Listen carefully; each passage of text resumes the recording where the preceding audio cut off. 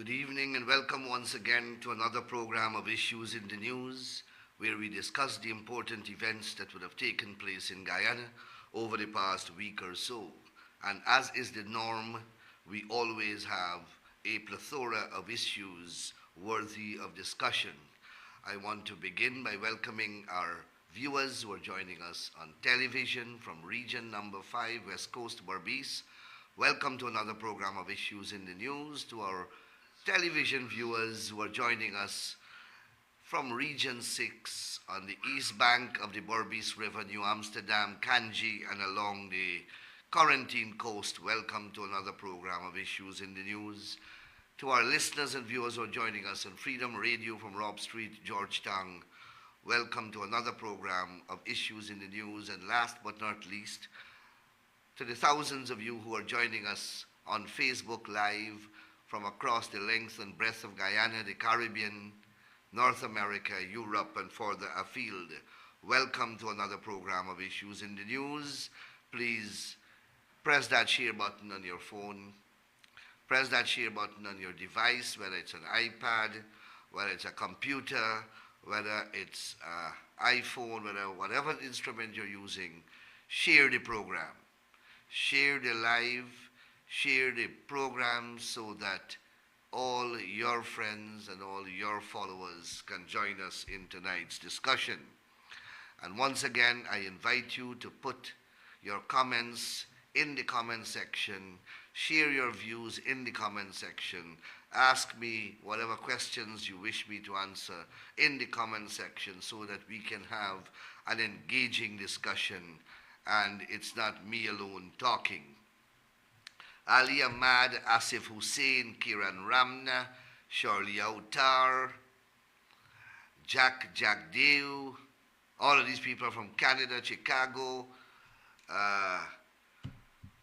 Samlal Nandlall, Maryland, David Stobie, Corwin Roberts, Darshanan Gobind, Daisy Petal Jawahir, Abda Rafiq Ali, Frank Badri Narayan, and so many of you. Good evening and welcome once again to another program of Issues in the News. Since the last time we met, there was a public disclosure of the appointment of 10 judges to serve, 10 persons to serve as Tweenie judges or judges of the High Court. And I want to take this opportunity to congratulate these 10 newly minted judicial officers.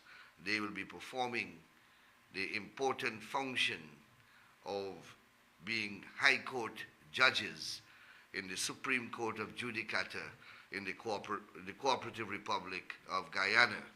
The Judicial Service Commission made these appointments, and these appointments, they recommended these appointments to be made by His Excellency the President. These persons would be appointed and will be sworn in as judges shortly. And the names are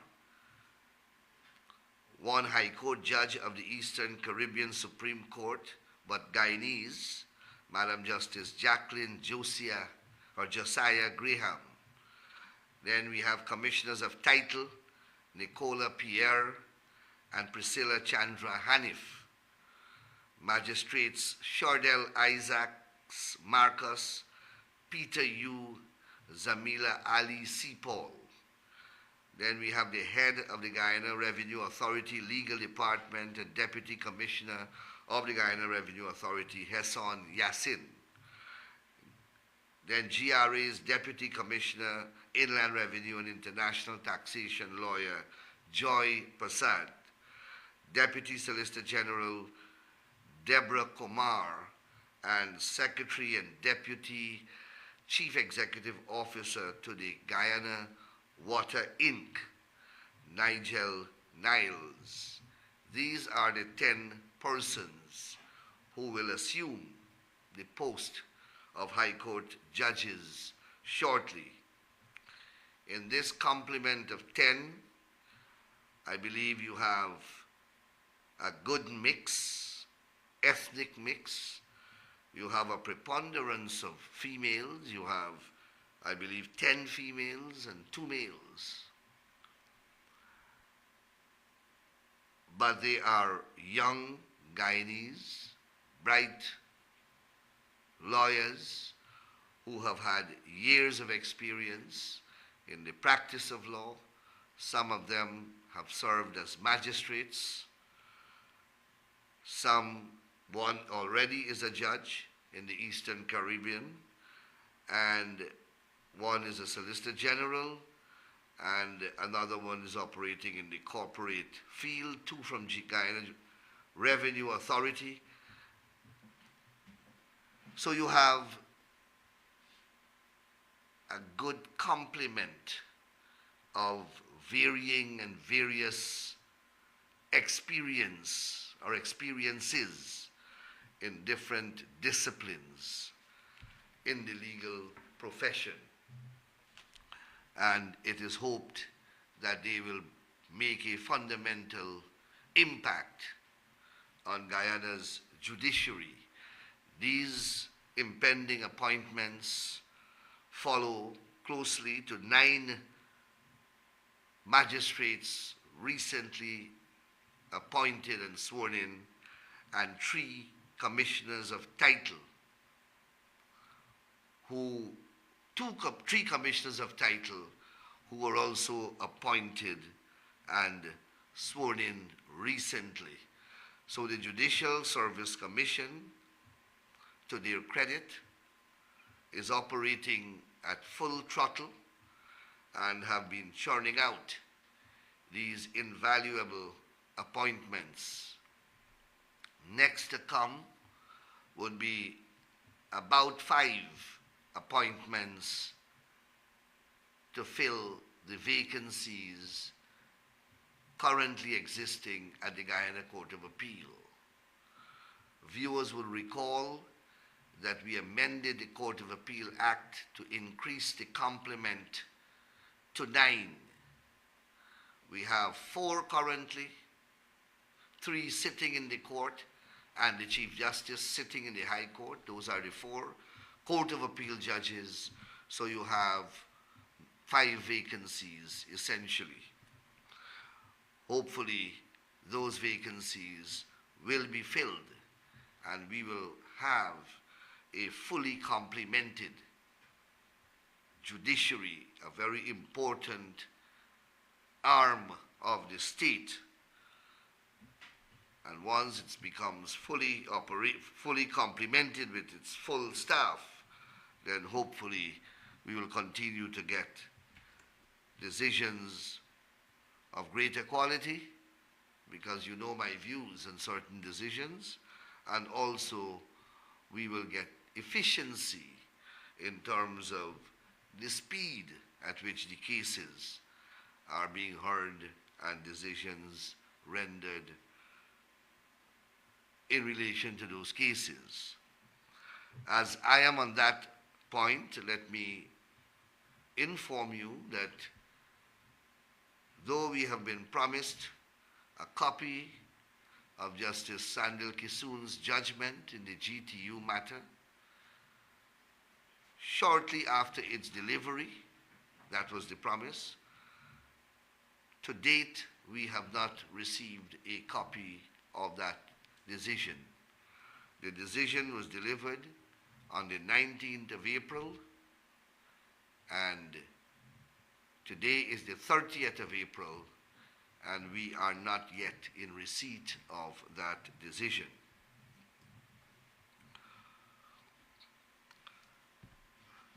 I want to speak a little on the removal of vendors who have been unlawfully vending in the parapets of Georgetown, blocking egress and ingress in and to businesses, and who are also encumbering the pavements. It is a criminal offense to encumber pavements and public roadways. It is a criminal offense to block someone's ingress and egress to their premises. It is a criminal offense to vend without permission. It is a criminal offense to erect permanent structures without permission on parapets, public roadways, and public reserves. But these offenses are committed with impunity. And when one tries to enforce the law, then all type of issues arises. You are criticized. Political considerations come into account. The race card is inevitably played. And these factors have militated against the law being enforced in the manner that it should be. As a result, you now have a dire situation of unlawful vending, unsightly squatting, and widespread criminal trespass across the city and indeed across the country. Well, it is up to us as a people whether we want to live in that type of chaos, disorder, stench, and nastiness, because we know what these vendings result in. The garbage, the blockages, the unlawful erections, the stench, the unhygienic environment that is created as a result of this unlawful conduct. But whenever the law enforcement agencies attempt to enforce the law, they are met with criticisms from politicians, they are met with racism, they are met with all type of irrelevant considerations. I remember many a time as a lawyer in private practice, I was retained by various businesses in Georgetown to obtain court orders against the city council, compelling the city engineer to remove these vendors. If not, the city engineer will go to jail. And only in those circumstances that you are able to get the city engineer and the mayor and city council to act. I see the business community have once again resumed that practice, because on its own, the city council simply is not carrying out its statutory responsibilities, and neither is the Guyana Police Force. While the city council has a statutory power and a statutory duty to address these matters and to remove these unlawful encumbrances and unlawful vending from the streets and from public reserves within Georgetown and within any municipality, the police also, the Guyana Police Force also has an overriding objection to ensure that there is law and order. That is their duty under the Police Act. But there have been a combination of neglect, both on the part of the City Council and the Guyana Police Force for decades. As a result, you have a monstrous situation of unlawful vending permeating the city. with the resultant chaos, disorder, garbage, stench, bacteria, and insanitary and unhygienic conditions resulting therefrom. As a result, businessmen and business entities have been forced to go to the courts themselves to get orders directing the mayor and city council to perform their statutory functions with the threat of contempt of court if they do not carry out the terms of the court order that is made against them. And only then you get the city council to galvanize into action. I sincerely hope that this initiative that I am seeing will continue. Look, I am not against vending. Those who know me personally, I used to be a market vendor. I know about vending. But you cannot squat illegally. You cannot vend illegally. You cannot vend in such an unhygienic and disorderly manner. It will not be tolerated in any civilized society. I see the public works people, public works servants and their agents attempting to deal with the situation on the seawall. And the first thing those who are squatting on the seawalls complain of is racism. And I've repeatedly said in this program that squatting is a criminal offense. It is a civil wrong. Whether you're black, red, green, or brown, this government will not tolerate squatting. We are trying every day to beautify this country. We are trying every day to uplift the physical image of the city. We are spending billions of taxpayers' dollars to do that. And then you have this unsightly, unruly conduct of squatting and vending illegally, permeating the city. It will not be tolerated. It will not be tolerated. So I hope that this movement that I see in this direction continues with greater intensity.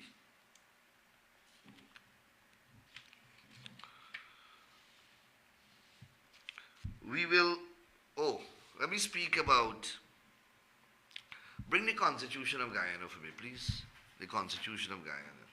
I want to speak about a case, another case, filed by Christopher Jones and Tabitha Sarabo against Vice President Jagdeo,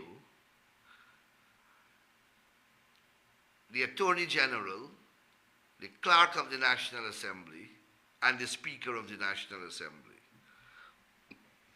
So Christopher Jones, Tabitha Sarabo, and Tabitha Sarabo have filed a case against Vice President Jagdeo, the Attorney General of Guyana, the Clerk of the National Assembly, and the Speaker of the National Assembly. And they are seeking in that case to have Mr. Jagdeo removed from the National Assembly as a member because, according to them, he was absent from 11 consecutive sittings of the National Assembly. That is the charge against Mr. Jagdeo, that he was absent from 11 consecutive sittings of the National Assembly. Now, I have dealt with this jurisdiction of the court vis-a-vis the jurisdiction of Parliament. And I have established hopefully with some clarity, that the internal proceedings of the Parliament is immune from judicial review. That in the same way that the Parliament cannot tell the court how to decide cases, the court cannot tell the Parliament how to conduct its business. The same way that the executive cannot tell the Parliament how to conduct its business or tell the judiciary how to decide cases, the judiciary can't tell the executive how to conduct the government. These are the rules of the separation of powers doctrine. Separation of powers. They are powers and they are separated in their functioning. And we have gone through this over and over again. And the courts of Guyana and the courts of the Commonwealth, including the Caribbean, have accepted this constitutional reality as part of the law of all these countries. So you will recall that when the 8 of them, members of the opposition, were suspended for breaking the mace, for dancing and singing and blowing whistles in the National Assembly, they were disciplined by the Privileges Committee of the National Assembly and they were suspended. They went to the court to challenge that suspension and that disciplinary proceedings. They went to the court. And again, I took the objection. And I put before the court cases from Guyana, cases from the Caribbean, cases from Africa, cases from England, cases from the whole of the Commonwealth. And all these cases say uniformly and consistently that the internal business of the Parliament is a matter for the Parliament, and the Speaker heads that.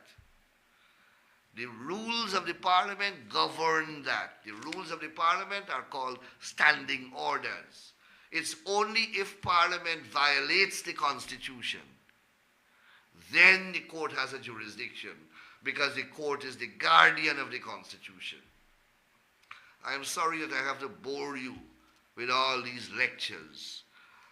So our court, throughout their case, the last time that they filed it,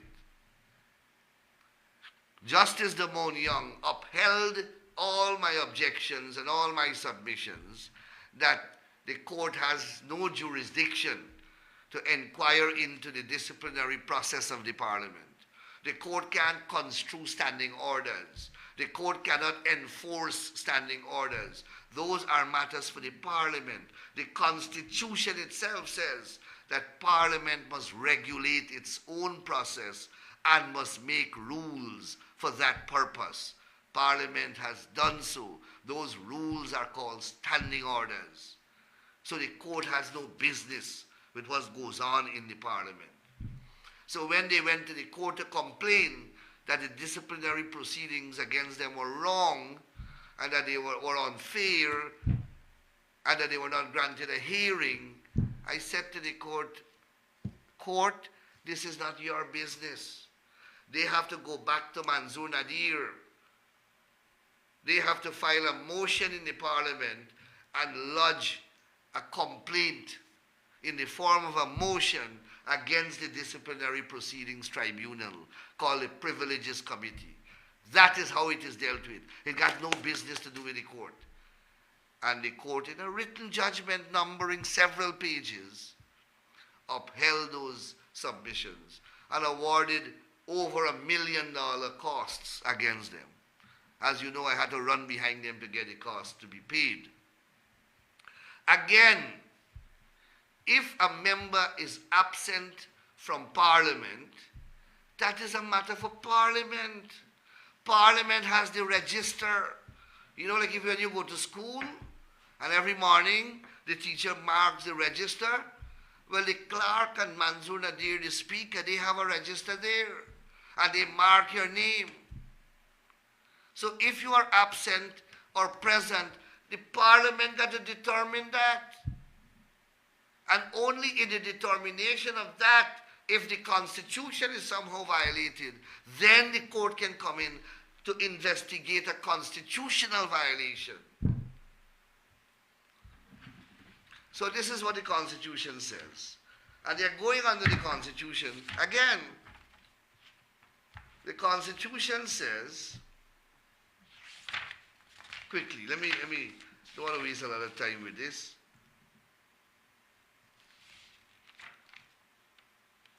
Um, 150.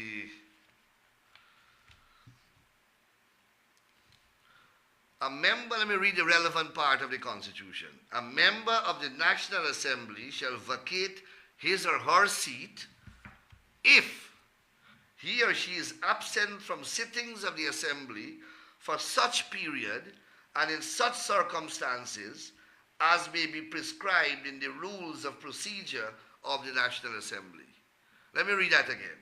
A member of the Parliament of the National Assembly shall vacate his or her seat if he is absent from the sittings of the National Assembly for such period and in such circumstances as may be prescribed in the rules of procedure of the Assembly. So they have rushed to this Constitution without Parliament determining whether Mr. Jagde was absent in accordance with the rules and procedure of the Assembly. There are rules and there are procedures of the National Assembly that speak to how many times one can absent from the Assembly. And if one is absent up to a certain number of time, then one can be asked to vacate their seat. But you first have to determine whether he's absent or not and how many times he's absent. That determination has to be made by the Parliament. Now, if that determination is made and it is found that he's absent 11 times, and let us say the rules of Parliament say that after 11 times he must vacate the seat, and he refuses to vacate the seat, then you go to the court. And you say, court, look, the Constitution says that if you're absent in accordance with the rules of the Parliament, then you must vacate your seat. Well, we have checked the rules of the Parliament, and the Parliament has done that, and the Parliament has determined that he is absent 11 times, and in accordance with the rules of the Parliament, he must leave Parliament, and he is not leaving. I am now coming to you to invoke this section of the Constitution to throw him out of the Parliament. Only so you can come to the Constitution. You have to determine the matter in the Parliament itself. The court can't go into Parliament to read the register. The court can't read the rules of the Parliament to determine who is sitting and who is absent. That is not the court's business. That is the Speaker's business. Long story short, the entire action is precipitous and premature. It is filed before the Parliament does the inquiry. If they want to really get this matter heard, you have to go to Parliament. Then let Parliament look at its record to see how many times Mr. Jagdev is absent. And then if Parliament says, well, Mr. Jagdev, you're absent 12 times, and the rule says that once you're absent 11 times, you must go. If Parliament makes that determination, and Mr. Jagdev refuses to go, then and only then you can come to the court. Nobody don't pay me for these lessons, but I have to give them every Tuesday. So, a very clear-cut case, but the Rysdale Fort Senior Counsel have rushed to the court again, and they will lose, and we will see how it goes from there. And when you ask them to pay costs for these vexatious and abusive proceedings, they are annoyed. But I have tried in very simple language to explain to you laymen and women so that you understand that these things are, they repeated, and that's what I'm saying. If you're a lawyer and you are consistently getting the law wrong, and the law is what you are trained in, the law is what you studied, the law is what you went to university and you graduate in, and you're getting the law wrong, how would I expect you to get the things that you are not trained in right? That is how I reason, in my own simplistic way. That if Ramjatan is a lawyer and he can't get the law right, well then how can he get any other thing right? And that's the predicament that we have. As I keep saying, I would like a vibrant, competent opposition. But this is what you get. So let me see your comments. See somebody complimenting me on a great lecture on legislative law. Let them pay. Thank you, sir, for the lessons. Well, that is what the program is about. This program, I have always said, it's about simplifying the law. It's about making you understand the important issues. Some of them are complex, and I try to break them down in the simplest of terms so that you understand. Because nobody else would, anyway. And that brings me to another point that I want to talk about. And it is the Kaicho News headline again. So, proposed oil spill law will dismantle court ruling for unlimited parent company guarantee. So Vincent Adams continues to spew misinformation and I dare say ignorance. The proposed oil spill law will dismantle court ruling for unlimited company guarantee. So he has not seen the new oil spill law. I know that he has not seen it. But yet, he is bravely projecting, and Kaicho News recklessly puts it on the front page, that the new oil spill law will dismantle the court ruling. Kaicho News nor Vincent Adams have seen the draft oil spill law yet. They have not seen it. But they already know what it says. That's the beginning point of the recklessness that I want to draw to your attention. Then he says in the article that the government, because the government recognizes that it will lose the case, lose the unlimited guarantee case, according to him, we will lose the appeal. And because of that, we are passing this law to dismantle the judgment of Justice Kissoon. You know, Justice Kissoon's decision has been appealed to the Guyana Court of Appeal. The appeal has not yet been heard, but an application for a stay of execution was applied for, heard and determined by one judge in the Court of Appeal. So the appeal is still there. That will be heard by 3 judges. But in the meantime, while we await for the hearing of the appeal, an application was filed for a stay of execution of the judgment of Justice Kissoon. And a single judge of the Court of Appeal, by law, is empowered to hear that application.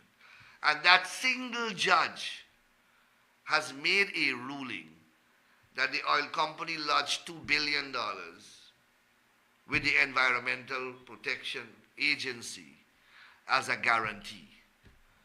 So let me repeat that. A single judge of the High Court has ordered the oil company to lodge with the EPA $2 billion as a guarantee.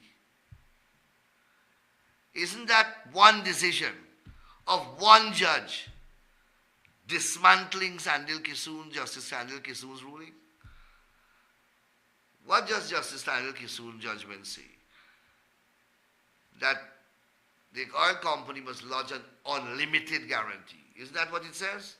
And one judge, only hearing a part of the case, has already dismantled it by ordering a $2 billion guarantee to be lodged. One, and the appeal is not heard yet. The first judge that has anything to do with that decision has already dismantled it. But Vincent Adams and Kaichor News can't recognize that. They are saying that we have to pass a law to dismantle it. It has already been dismantled by one single judge. The lodgement of a $2 billion guarantee is a dislodgement of an unlimited guarantee. Isn't it? $2 billion is not limited as opposed to an unlimited guarantee. So isn't the unlimited guarantee already dismantled? I don't know how more simple I have to be. But it doesn't end there. They continue with their ignorance. So let me explain to you what a guarantee is. Again, you know, if you go to courts to buy something on credit, sometimes courts may ask you for a guarantor. When that guarantor comes forward, that guarantor signs what is called a guarantee. That guarantee, by that guarantee, the guarantor is telling courts that in the event that you don't pay for the wardrobe, he is guaranteeing that he will pay for the wardrobe. So the guarantee that he has to sign is limited to the value of the wardrobe. So how can a guarantee ever be unlimited? If you go to the bank and you ask the bank for a loan and the bank is not satisfied with your collateral, the bank can tell you, go and get me a guarantor. If the loan is $1 million and you bring your guarantor will have to sign a guarantee, guaranteeing the repayment of the loan if the principal borrower fails to pay it. So the loan is $1 million, the guarantee will have to be $1 million. I say that to you to illustrate to you that there is nothing mysterious about a guarantee, but one thing that is not mysterious about a guarantee is that it must have a limit. The man said that I am saying that he's talking about an insurance policy. I gave the analogy of an insurance policy because a guarantee is like an insurance policy is to insure against a risk. A guarantee does the same thing, is guaranteeing against a risk. The risk must have a value. And you know what is the worst part of it? Is that the law that requires the guarantee says it must be, the value must be there. And I read it to you. It's in the law, it is called a financial assurance. And it says it must come in 4 forms. One of 4 forms. Cash, and I'm reading the law again to you, which I read last week. Cash in the amount specified. So if you're going to lodge the guarantee in cash, you got to stay the amount specified. If you have to stay the amount specified, how can it be unlimited? If it's a letter of credit, the law says again, a letter of credit in the amount and the term specified. So again, you must have a term specified. A guarantee in the form, again, with the amount specified. This is the law I'm reading. And then the 4th one is a performance bond in the form and terms specified. And specified is specified in the environmental permit. So the permit must specify the amount of the guarantee. How can you have unlimited guarantee?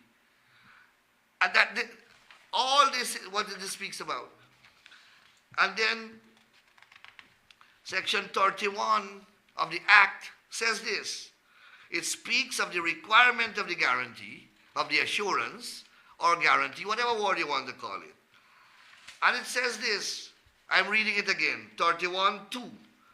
A requirement under subsection 1, that is a subsection that requires the guarantee or the assurance, shall specify the amount of the financial assurance and may provide that the financial assurance be provided, reduced or released in stages specified in the environmental permit. Again, the law says it. 5 places the law says that it must state, specify the amount, the financial assurance. Let me read it again. A requirement under subsection 1 shall specify, subsection 1 requires the financial assurance. And they're saying in subsection 2 that the requirement under subsection 1 shall specify the amount of the financial assurance. The amount of the financial assurance must be specified.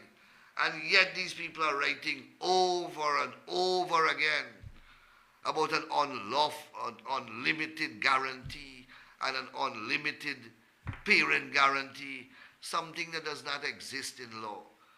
And one final point I want to make.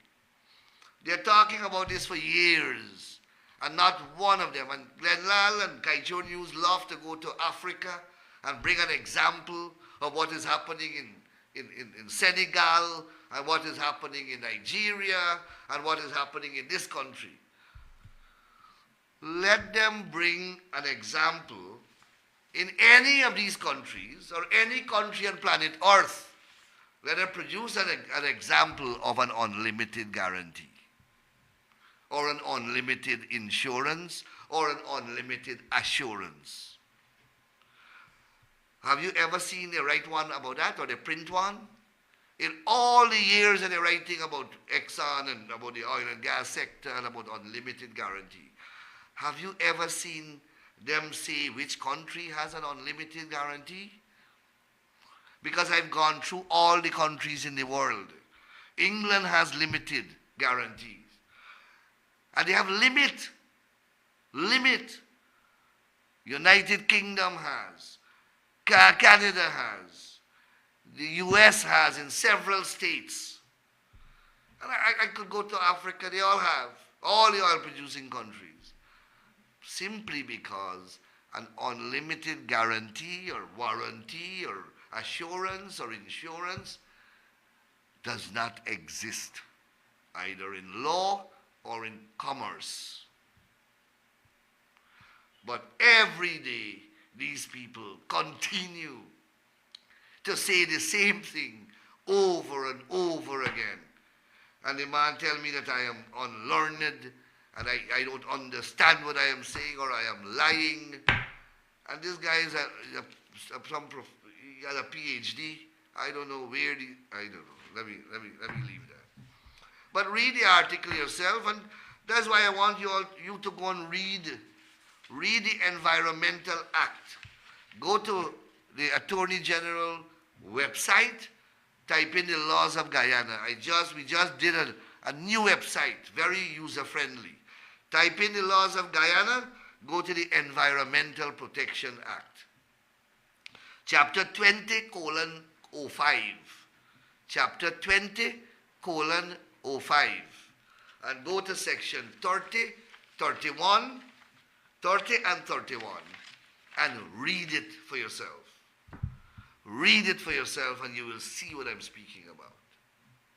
But every day, I have never seen a group of people who can repeat the same thing so many times.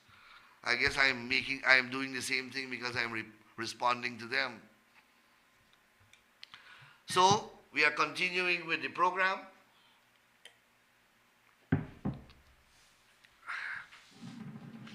I am looking here for your questions. I'm not seeing any questions from you. Somebody said the mayor went to Ghana. What did he bring back? A huge telephone bill. Yeah, I saw the telephone bill. That's quite an amount. And I haven't seen him answer it. And that's the mayor and city council paying for that. A huge sum of money. So the racist attack against Afro-Guyanese continue by this fringe element bunch. Whole day they are attacking Afro-Guyanese simply because these people have shown expression of support for the PPP and for President Ali.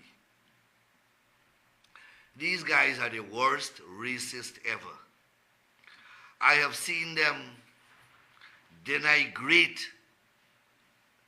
Afro-Guyanese.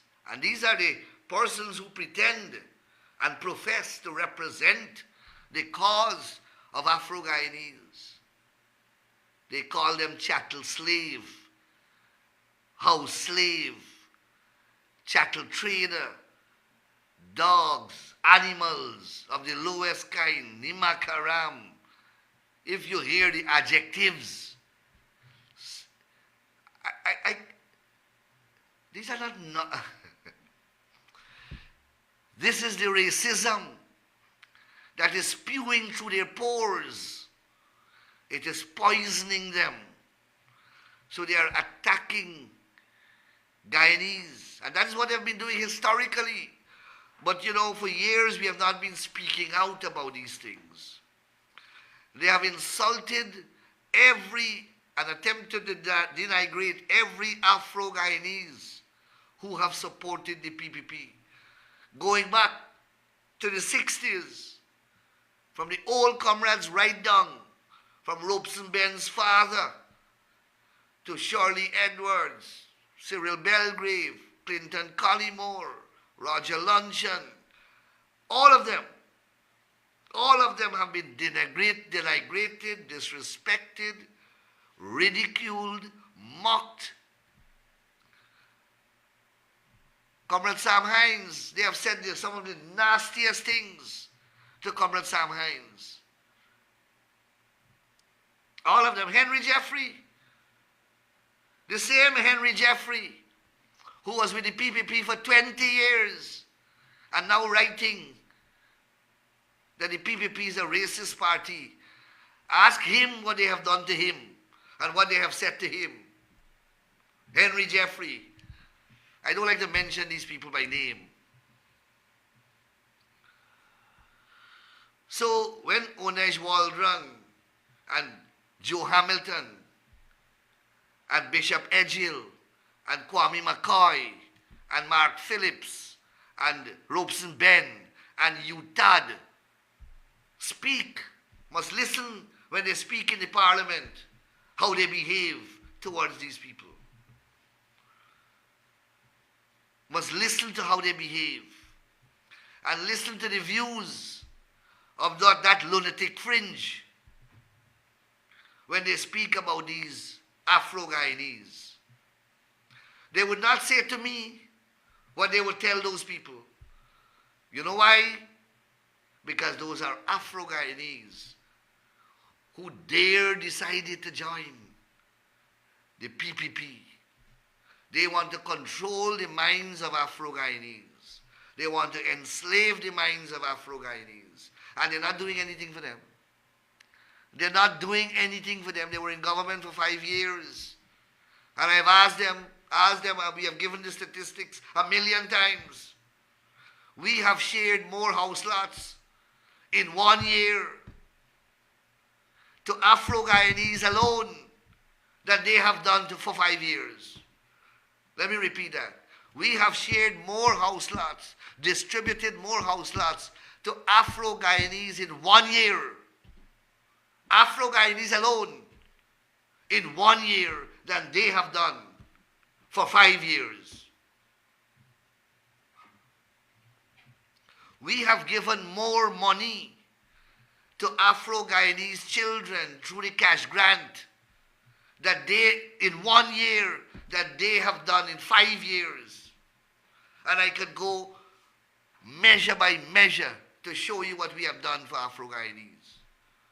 We are regularizing Afro-Guyanese lands and giving them title for lands that they have been living on since slavery was abolished. PNC was in government for 28 years. Never give them title. Never give them title. We are processing title for Anne's Grove, a village that was bought by free slaves. We are giving transport to them now. 450 families will receive transports after 450 years. They were in government. Why they didn't do it? Why they didn't do one village? One. We are doing dozens at the same time. But you know what? They are losing. They are losing. Every day they are seeing that Guyanese of all races are more and more enlightened. That is why they now have to go overseas to preach their racism. They can't do it in Guyana. So they rush off to the United Nations.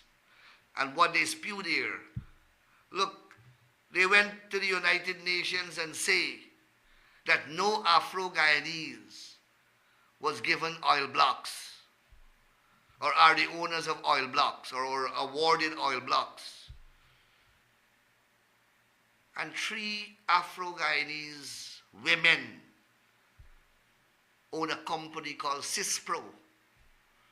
And they were one of the first companies to get oil blocks under the new regime, recently awarded.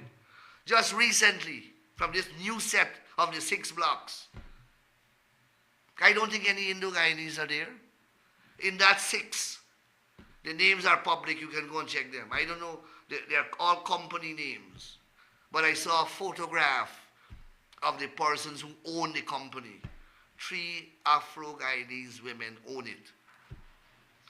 They have 2 oil blocks. 2 oil blocks.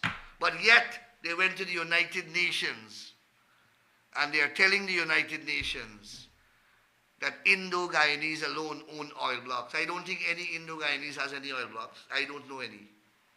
I don't know of any Indo-Guyanese who own any oil blocks. The oil blocks are all in companies' name. I don't know who own the companies. When I looked at the names, 90% of them are international companies. They're not local people.